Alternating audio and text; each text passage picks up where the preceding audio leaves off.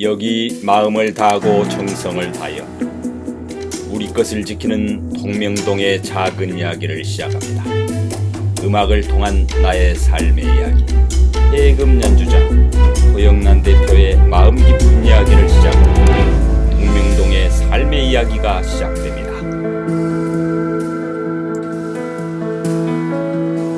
네, 저는 전통음악 부분에서 해금을 전공한 사람입니다.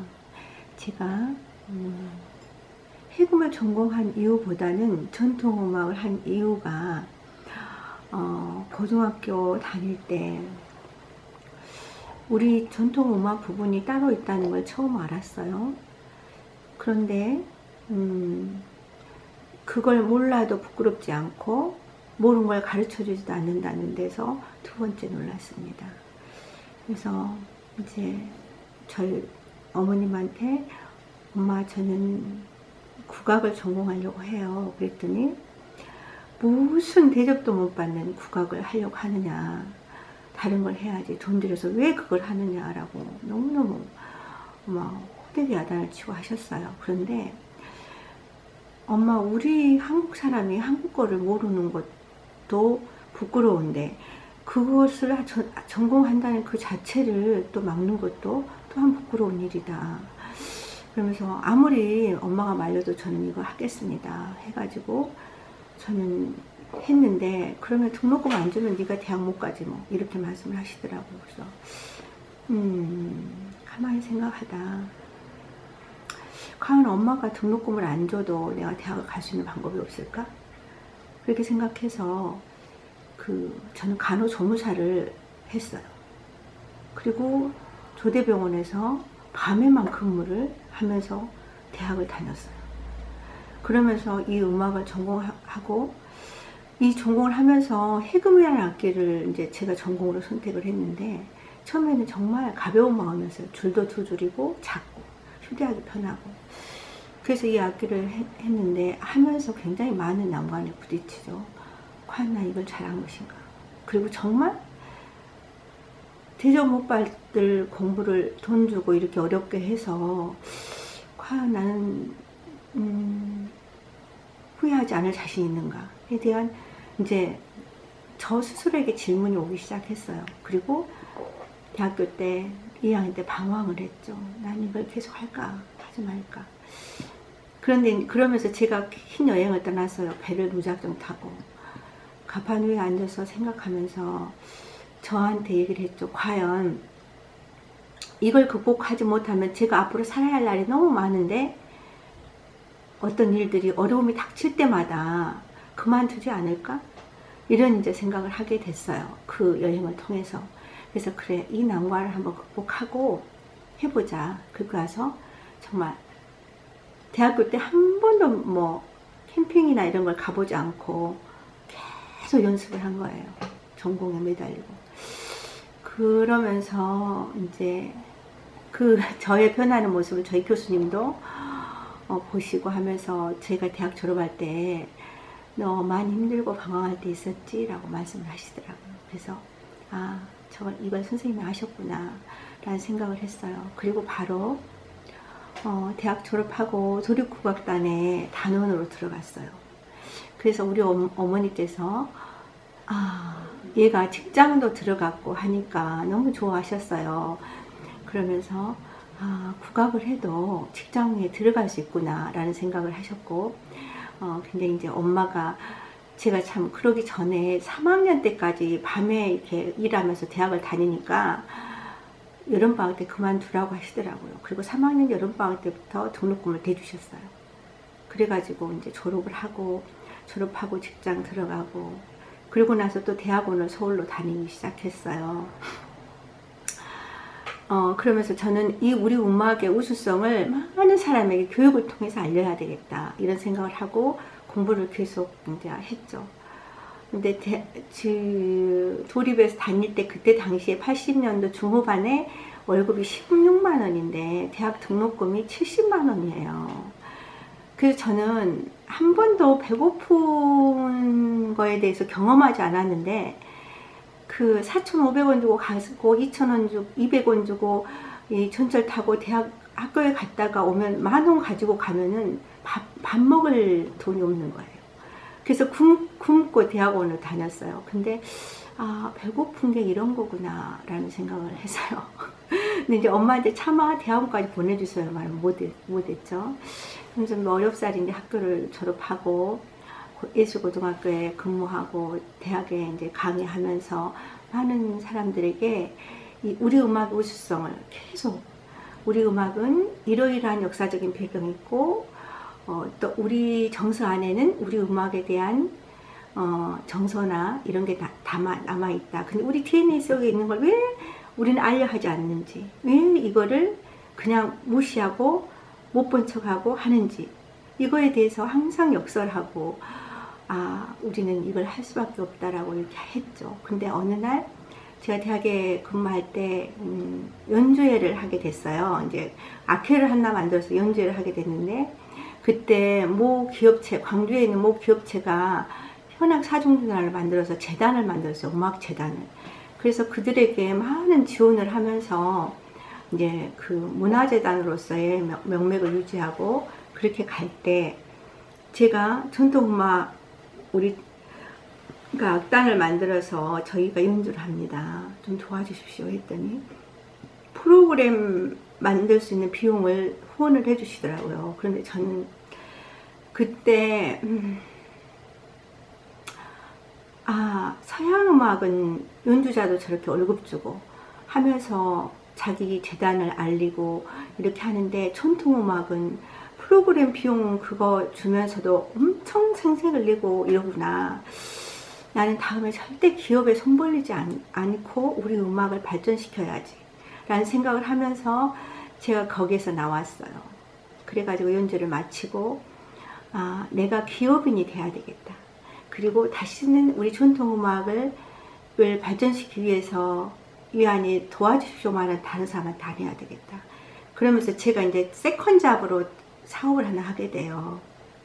그러면서 사업 아이템을 세계 각국에 이렇게 네트워크를 통해서 사업 아이템을 선정을 하는데, 나서부터 죽을 때까지 사용할 수 있는 게 뭐가 있을까 하니, 그 목화로 만든, 섬유로 만든 원단이나 이런 제품들, 홈패션 이런 제품들이 참 좋겠다라는 생각을 하고, 제가 일본에 학생들을 데리고 순회 공연을 갔는데, 그 일본의 어느 집에 가니까 굉장히 아주 수수하고 소색인 이불을 만드시더라고요. 그래서 제가 왜 이게 무슨 이불인가요? 했더니 유기농 이불인데 딸 결혼할 때 주려고 이 이불을 만든다라고 하더라고요. 그래서 우리는 결혼할 때 이렇게 비단금 짐을 해갖고 가잖아요. 근데 이렇게 소색인 무명으로 이불을 해서 주는데 왜 이 이불을 줍니까 했더니 건강한 아이를 출산하게 하려고 좋은 이불을 한다고 하더라고요. 근데 저는 그때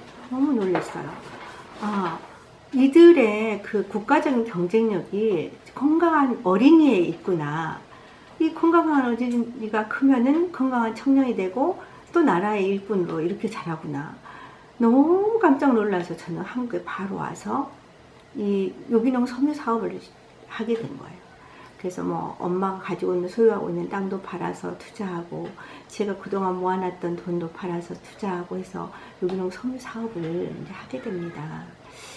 그러면서 이제 학교에 수업하는 것과 사업을 이렇게 두 사업을 같이 한꺼번에 하는데, 그러니까 이제 제가 줄일 수 있는 게 뭐냐면 잠자는 시간을 줄일 수밖에 없어요. 그리고 사람들하고 조금 여행 가고 했던 이런 시간들을 줄여서 사업하고 애들 가르치는 걸 이제 같이 동시에 하게 되죠. 그러면서 그 유기농 섬유, 친환경 섬유가 굉장히 그때 대두되던 시기예요. 친환경이. 그래서 저는 이제 저희 어머니를 통해서 친환경 섬유를 어떻게 만들 것인가를 생각하게 되는 거예요. 저희 어머니가 1919년생인데 엄마 옛날에 애갓집 앞에 개울물이 굉장히 이렇게 맑았어요. 엄마 옛날에 할머니는 어떻게 엄마 옷을 만들어줬어요? 이렇게 물어보니까 그때 모명을 짜가지고 이렇게 만들어서 이렇게 가공해서 만들어줬지. 그러면서 제가 기록을 하는 거예요. 엄마 할머니의 애할머니가 했던 것을. 그러고 나서 엄마는 어떻게 하셨어요? 그러니까 잿물을 내려서 가공을 하는데 잿물은 콩때도 좋고 깨때도 좋아야 이런 식으로 말씀을 하신 거예요. 그리고 쌓였던 물에 담궈 놓고 표백을 한다고 하셨어요. 거기에서 제가 아이디어를 얻어가지고 특허를 내요. 그러니까 바이오 미생물을 가지고 가공하는 거를 특허를 내서 제가 대한민국 특허 대상을 받게 됐거든요. 그래서 이제 그런 바이오 미생물 가공법으로 가공을 하면서 전기도 덜 사용하고 물도 덜 사용하고 이 미생물 가공법을 쓰면 하초도 다시 살아나고 이래서 굉장히 이제 뭐 한국에서 두각을 나타내는 사업가로 어느 날 크는 거예요. 그거 하나 때문에. 그래서 이제 그런 가공 방법으로 만들어낸 타월이나 행주나 이런 친환경 섬유 코너에 이렇게 전시해서 판매를 하고 있고 그랬는데 이제 제가 너무나 열심히 하다 보니까 많이 건강이 악화되고 소진돼서 이제 더 이상 이렇게 사업을 그렇게 팽창해 가면서 지속적으로 할 수 없게 됐어요. 그래서 이제 대형 마트에 제품을 판매하는 거는 이제 그만하고 이제 소소하게 백화점에서만 제품을 판매하고 있고요. 지금은 제가 이 해금 하는 것, 전통음악 하는 것을 보다 더 지원하기 위해서 사업을 했기 때문에 회사를 경영하면서 조금 수익이 있었던 것들은 전통음악 하는 학생들한테 연재도 해주고 그런 기관에 제가 도움도 주고 지원도 하고 이러면서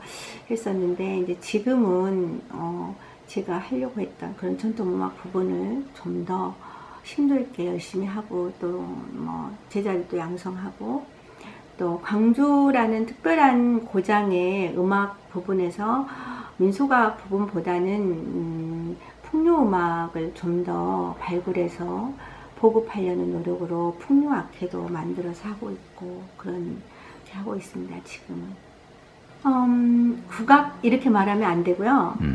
우리는 전통음악? 음악이라고 해요. 우리는 모두 이렇게 행위하는 연주하는 것을 음악이라고 해요. 음악 부분에서 전통 부분과 서양 음악 부분이 나눠지는 거예요. 그래서 우리는 이제 국악이란 말은 일제시대에 우리 이렇게 좀 격화시키기 위해서 국악 이렇게 해버린 거예요. 그러면 우리는 음악 그러면 서양 음악이라고 생각하거든요. 음악 그러면은 모든 걸 다 포함하고 있어요. 근데 우리는 오늘날도 음악은 서양 음악이고 국악은 그냥 전통 음악이라고 하는 거예요. 그건 아니에요. 음악은 음악이에요.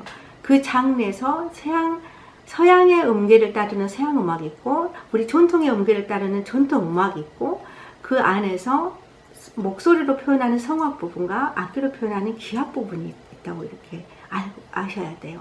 근데 우리는 그런 부분도 그냥 혼돈해서 사용하고 있고 그러고 있죠. 근데 저는 이제 이런 부분들을 좀 더 이제 이렇게 좀 널리 보급하고 알리고 또 우리 전통 음악이 뭐냐라고 말씀하셨잖아요. 그런데 우리의 뿌리라고 생각해요.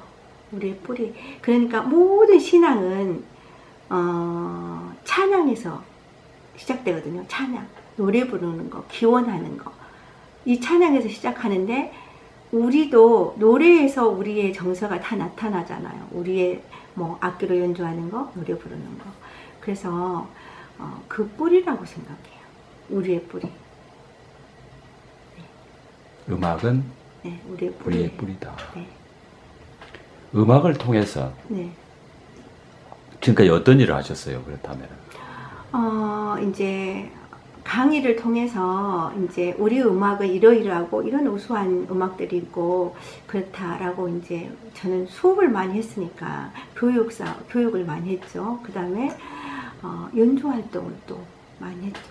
음악 부분에서는 그 다음에 이제 교류 뭐 해외와 교류 그 다음에 영호남과의 교류 서울과 지방과의 교류 이런 교류 음악들을 많이 하고요.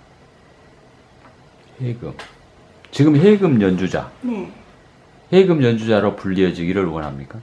네. 어떤 매력이 있어요? 해금 연주에. 해금 특별히 해금 연주에 어떤 매력이 있다 이런 것보다는 자기가 하는 음악에 대한 매력이 있어요. 이제 예술의 첫 번째는 모방이에요. 모방. 선생님처럼 하는 거. 그 다음에 이제 작곡자가 곡을 써서 주면 이 작곡자의 의도대로 연주해 주는 거. 그 다음에 자기 마음대로 자기식의 해석을 하는 거.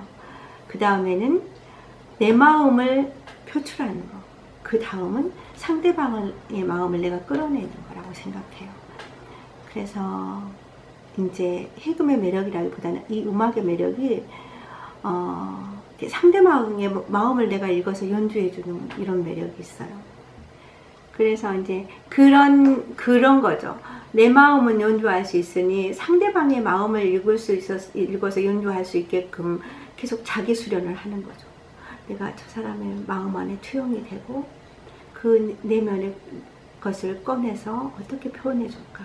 내가 이렇게 하면 저분이 어떤 위로를 받을까?